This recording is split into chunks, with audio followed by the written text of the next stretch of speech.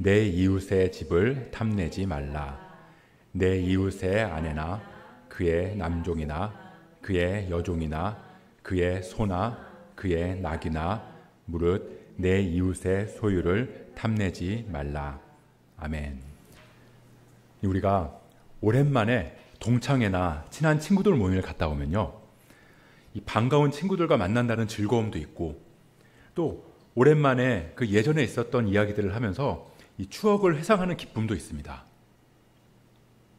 근데 다들 경험해 보셨는지 모르겠지만 너무 즐겁고 재밌는데요, 한편으로는 이 왠지 모르게 기분이 나쁠 때도 있거든요. 이 돌아오는 길에 기분이 별로 좋지 않은 거예요. 그럼 왜 기분이 좋지 않을까? 곰곰이 생각해 보면요, 이 머리에 떠오르는 사람이 있잖아요. 있어요. 그 친구 때문에 기분이 안 좋은 거예요. 그러니까 은근히 자랑질하는 그 친구. 은근히도 아니죠.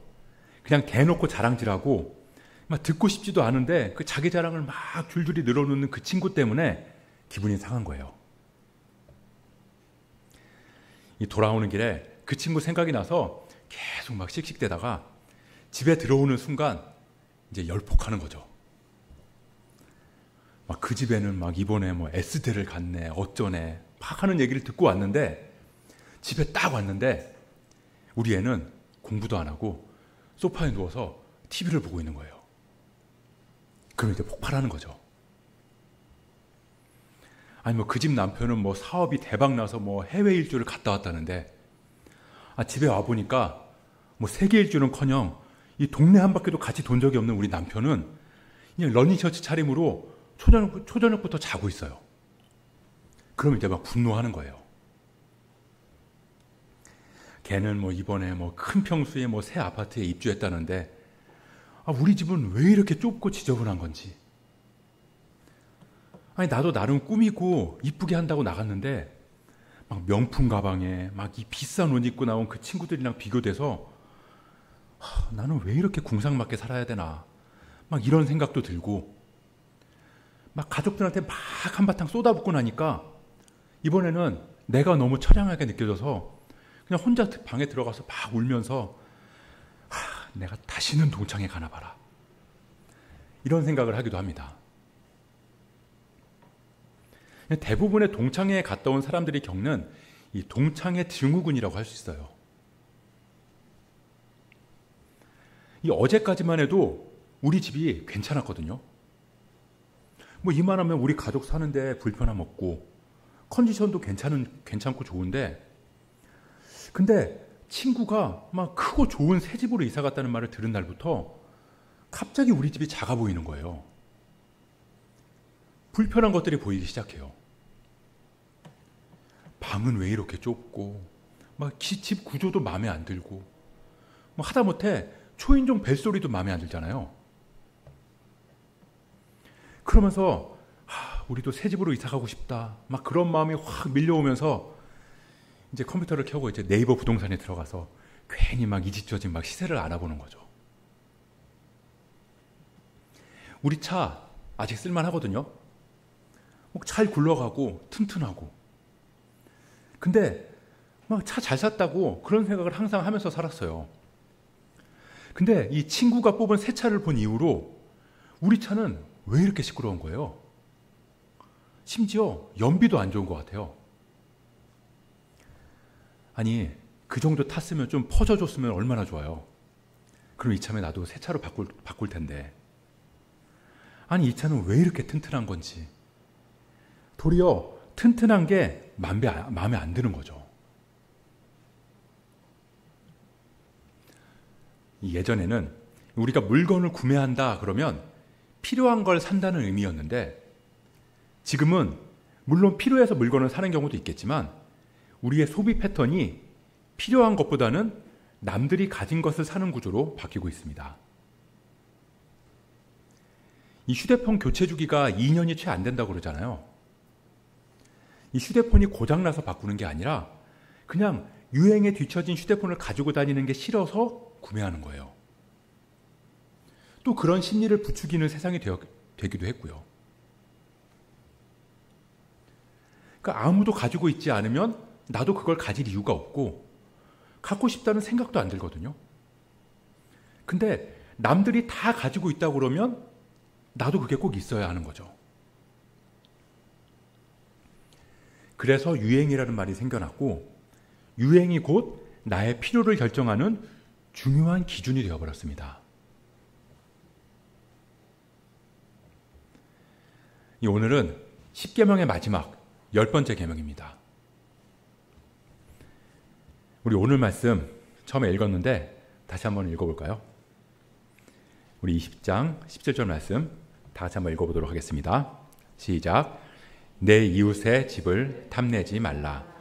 내 이웃의 아내나 그의 남종이나 그의 여종이나 그의 소나 그의 낙이나 무릇 내 이웃의 소유를 탐내지 말라.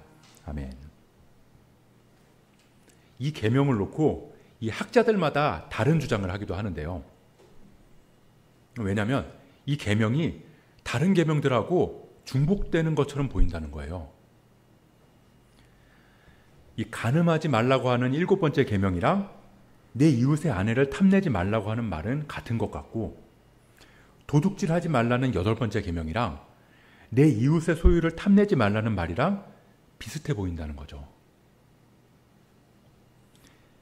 그래서 이 5번째 계명부터 9번째 계명은 행위, 부모를 공경하고 살인하지 말고 간음하지 말고 도둑질하지 말고 거짓 증거하지 말고 그런 행위를 금하는 법이었다면 이 10번째 계명은 그 사람의 마음에 대한 명령이다.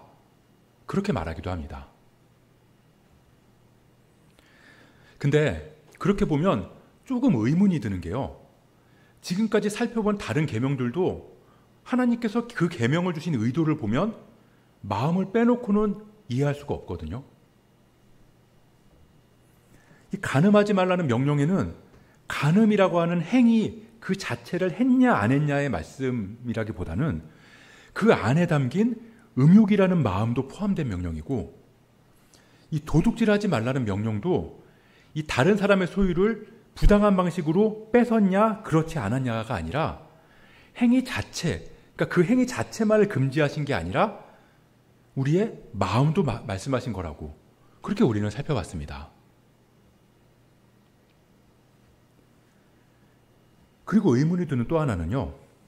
이 명령이 행동이 아니라 마음에 대한 거라면 어떤 방법으로 그 마음으로 지은 죄를 찾아서 처벌할 수 있느냐는 거예요. 하나님의 이름을 망령되이 일컫는다거나 안식일을 지키지 않는다거나 부모를 공경하지 않는다거나 살인하고 간음하고 도둑질하고 거짓 증거하고 그런 죄는 엄하게 처벌하거나 돌로 쳐서 죽여야 하는 죄인데 이 10번째 계명 탐하지 말라는 이 탐심의 죄는 어떤 벌을 내려야 하느냐는 거죠. 그러니까 내 이웃의 집을 탐내지 말라 그렇게 말씀하셨는데 나도 저런 집에서 살고 싶다. 이 마음을 가졌다는 걸 어떻게 알아낼 것이며 알아낸다고 해도 그 마음을 가진 게 처벌받을 만큼 그렇게 큰 죄인가 하는 문제입니다. 어떻게 그 죄를 처벌할 수 있고 처벌한다면 어느 정도로 처벌할 수 있느냐는 거죠.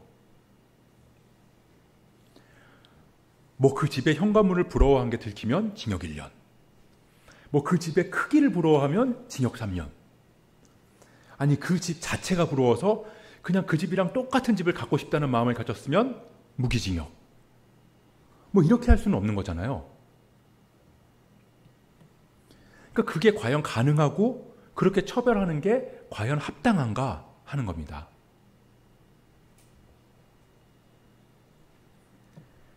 이 10계명은 출애굽한 이스라엘 백성들한테 주어졌는데요.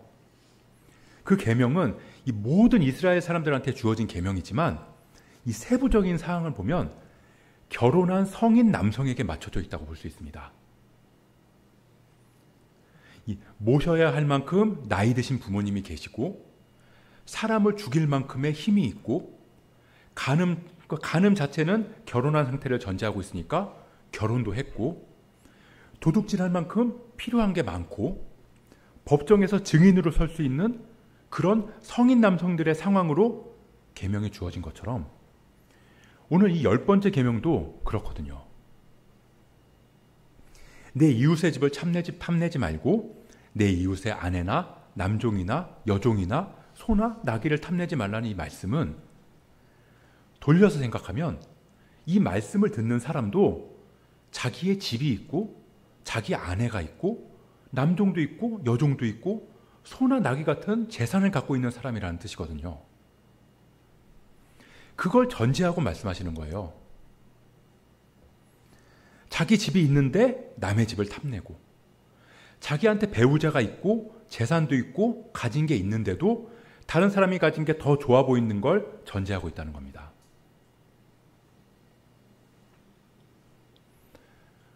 탐하지 말라. 이 탐하지 말라는 건 어떤 의미일까요?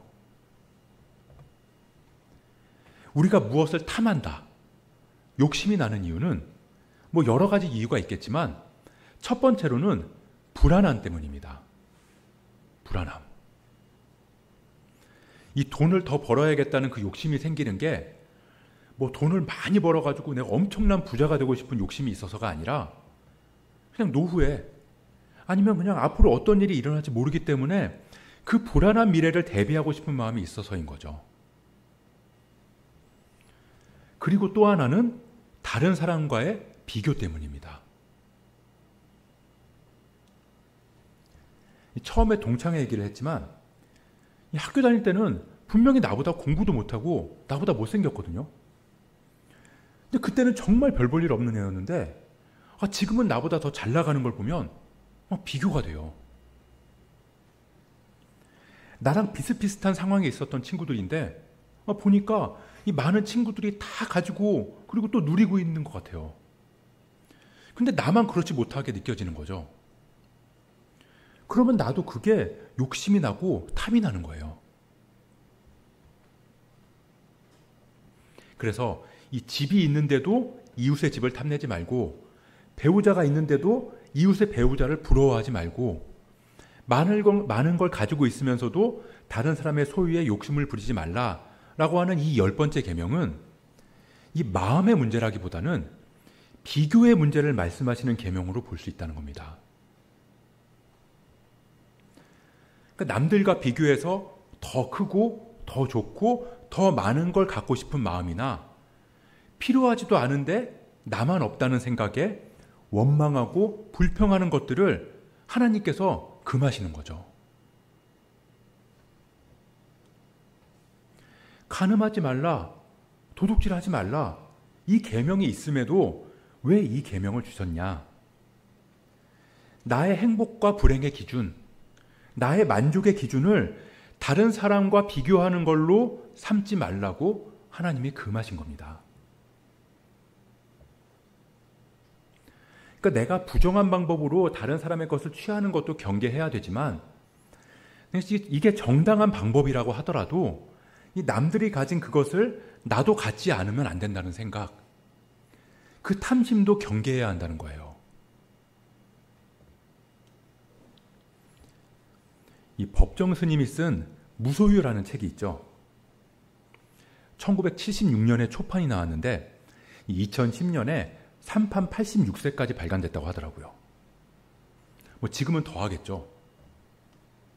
그러니까 어마어마하게 팔린 거예요. 이 불교에서는 이 무소유를 강조하거든요.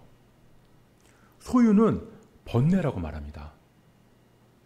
그래서 다 버리라고 말해요. 버리고 비워야 된다. 근데 사람이 소유에 대한 욕구가 사라지게 할 수 있을까요? 만약이라도 그렇게 할 수 있다면 그럼 사람들은 어떻게 될까요? 저는 아마 열심히 안 살 것 같아요. 열심히 일해서 뭔가를 얻거나 이루고자 하는 마음이 없으면 이 하나님 창조하신 인생의 즐거움도 누리지 못하는 거잖아요. 그래서 이 10번째 계명은 정당한 욕구를 금하라는 게 아니에요. 그러면서 동시에 모든 소비와 욕구를 합리화하는 것도 아닙니다. 정당한 욕구라 할지라도 자제해야 할 욕구가 있다는 거죠. 그래서 이 탐심이라는 말은 자족이라는 주제로 연결지어서 볼 수 있을 거라고 생각이 들었어요. 탐심을 갖지 말라는 말은 곧 자족하라는 말씀과 같은 거니까요. 자족은 무슨 의미일까요? 자족은 스스로 넉넉함을 느낀다라는 뜻입니다. 스스로 만족하는 거죠. 그러니까 일반적으로 필요한 게 있기는 하지만 그럼에도 현재 상태에 만족하려고 하는 걸 자족이라고 말해요. 여러분들은 뭐가 제일 필요하세요? 우리는 필요한 게 많죠. 돈이 조금만 더 있었으면 좋겠다고 생각하실 수도 있고, 뭐 체력이나 건강이 조금 더 있었으면 하고 바라기도 하고요. 뭐 시간이 필요하다거나 휴식이 필요하다고 생각하는 분들도 계실 거예요. 사실 욕심은 크고 거창한 게 아니거든요. 지금 있는 것보다 조금만 더 있으면 좋겠다. 그 마음부터 시작되는 거니까요. 뭐 이재용 회장처럼 재벌이 되는 건 바라지도 않아요. 그냥 지금 월급보다 한 1, 20만 원만 더 있었으면 좋겠어요. 뭐 타워 팰리스에 사는 거 그런 건 바라지도 않아요. 그냥 지금보다 방이 조금만 더 컸으면 소원이 없겠어요. 이런 거 정당한 요구죠. 정당한 욕구예요. 누구나 바라고 원할 수 있는 마음입니다. 근데 동시에 생각해 봐야 되는 건 우리 마음은 채워도 채워지지 않기 때문에 이 만족이라고 할 수 있는 게 없다는 거예요. 이 사람은 무엇에도 만족하지 못하는 게 아니라 만족하는 마음에 오래 머무를 수 없다는 겁니다. 원하는 걸 얻게 되면 만족하지만 조금만 지나면 아쉬운 게 생기거든요. 왜 이런 말이 있잖아요. 핸드폰을 새로 사면 일주일이 즐겁고, 차를 새로 뽑으면 한 달이 즐겁고, 새 집으로 이사 가면 1년이 즐겁고. 그게 끝이에요. 딱 거기까지입니다. 우리가 무언가를 채워서 만족하는 시간은 한정되어 있다는 거예요. 그 시간이 지나면 우리는 또다시 부족함을 느끼고 또 아쉬움이 생기고. 아니 그럼 어차피 채워지지도 않고 채워도 만족을 누리지 못하는 거라면 처음부터 안 갖는 게 맞지 않나요?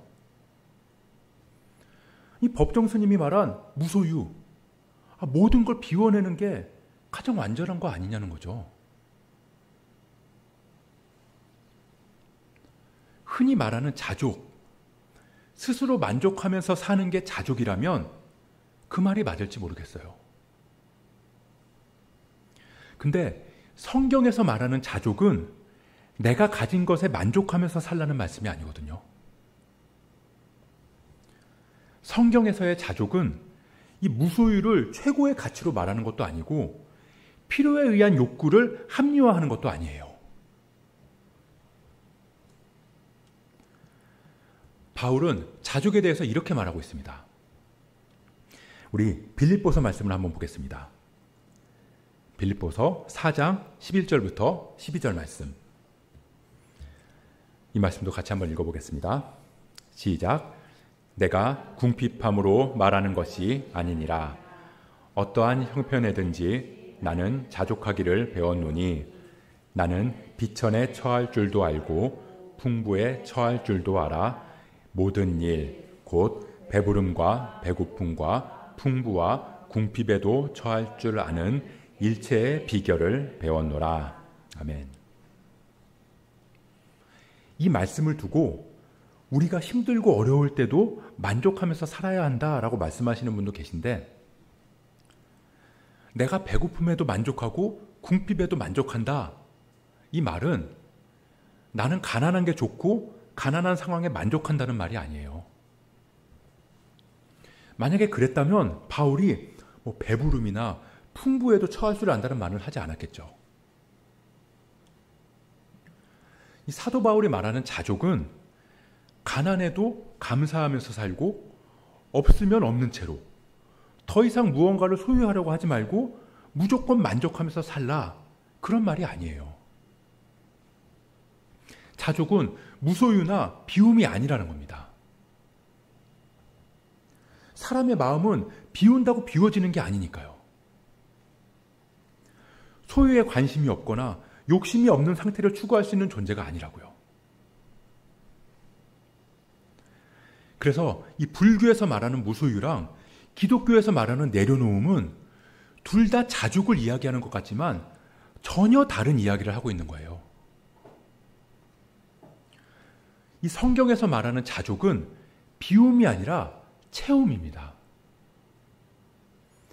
비우는 자체가 목적이 아니라 채우기 위해서 내려놓는 거죠. 아무것도 소유하지 않는 게 아니라 하나님으로 가득 채워야 하는 거고, 스스로 만족하는 게 아니라 하나님만으로 만족하는 걸 말하는 거예요. 나는 지금 내 상태에 만족한다, 이게 아니라 지금 나는 부족하고 힘들지만 그럼에도 불구하고 나는 그리스도로 만족한다, 이걸 자족이라고 말하는 겁니다. 내가 많이 가졌든 적게 가졌든, 부족함이 많든 적든, 그로 인해서 때로는 위기가 오기도 하고 때로는 두려움이 생기기도 하겠지만, 그럼에도 나를 만족시킬 수 있는 건 오직 예수 그리스도 한 분뿐이다. 바울이 가난에도 만족한다고 말하는 건 가난이 좋아서가 아니라 가난함 중에서도 그리스도의 은혜를 경험할 수 있기 때문이고, 비천함에도 만족한다는 건 비천함에 처하는 건 괴롭고 힘들지만 그런 상황에서도 함께 하시는 그리스도로 인해 만족한다는 고백인 겁니다. 그래서 많아도 겸손할 수 있고 없어도 감사할 수 있는 거죠. 그게 그리스도로 채워진 사람들이 누리는 은혜입니다.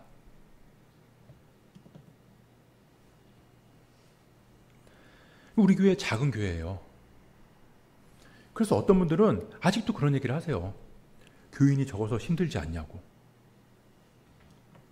힘들죠. 물론 작은 교회이기 때문에 하나님이 주시는 은혜가 있어요. 그래도 힘든 건 힘든 거예요. 교회가 작기 때문에 너무 감사하다. 솔직히 말해서 저는 그런 감사는 좀 억지스럽다는 생각이 들 때가 있거든요. 저는 우리 교회가 정말 큰 교회가 되게 해달라고 기도하지 않아요. 그런 기도는 하지 않지만 교회가 작기 때문에 감사하다는 말도 잘 나오지는 않더라고요. 그럼에도 저는 감사해요. 제가 감사할 수 있는 건 교회가 작기 때문에 감사한 게 아니라 작은 교회임에도 이 가운데 하나님께서 함께 하시고 이 교회를 통해서 하나님의 뜻을 이루어 가심으로 인해서 감사하는 거예요. 교인이 적고 재정이 부족하기 때문에 감사한 게 아니라 그렇기 때문에 하나님의 인도하심을 더 민감하게 경험하게 하심에 감사한 거죠.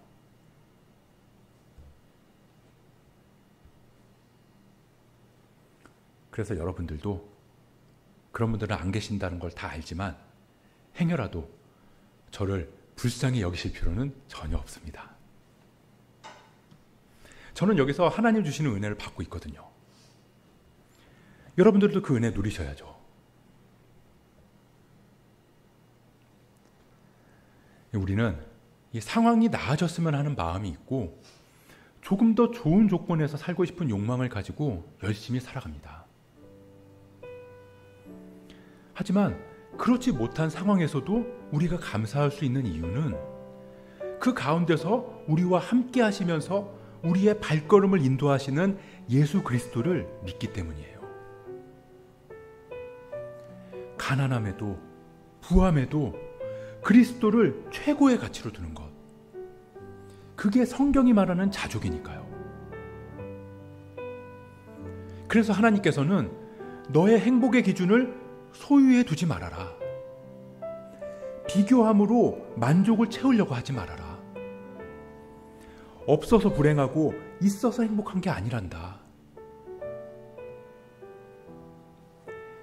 우리는 하나님의 주권을 믿기 때문에 부족하고 없어도 되기 때문이 아니라 하나님께서 함께 하심을 알기 때문에 자족하면서 감사를 고백할 수 있는 줄 믿습니다. 그래서 결국 10계명의 마지막 계명은 10계명의 첫 번째 계명이랑 연결되는 거예요. 너는 나 외에는 다른 신들을 내게 두지 말라. 너는 하나님만으로 너를 가득 채우고 예수 그리스도 한 분만으로 만족해라.